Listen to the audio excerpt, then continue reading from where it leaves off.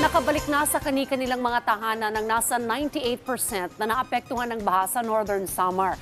Ayon po kay Northern Samar Provincial Disaster Risk Reduction Management Office Head Josh Echano, 5 hanggang 10 barangay na lang sa ngayon ang lubog sa baha at may 2 hanggang 3 residente na lamang ang apektado. Tinatayang nasa 110,000 na food packs na ang naipamahagi sa probinsya kasama na ang tulong mula sa national government. Sa ngayon, may 5 nang naitalang nasawi pero bine-verify pa kung ito ba ay sanhi ng pagbaha o landslide. Nanawagan naman ng lokal na pamahalaan ng tulong para din sa mga estudyante lalo na't naapektuhan din sila ng pagbaha. We are happy to note that the immediacy of the response of the national government, and we extend our warmest appreciation of this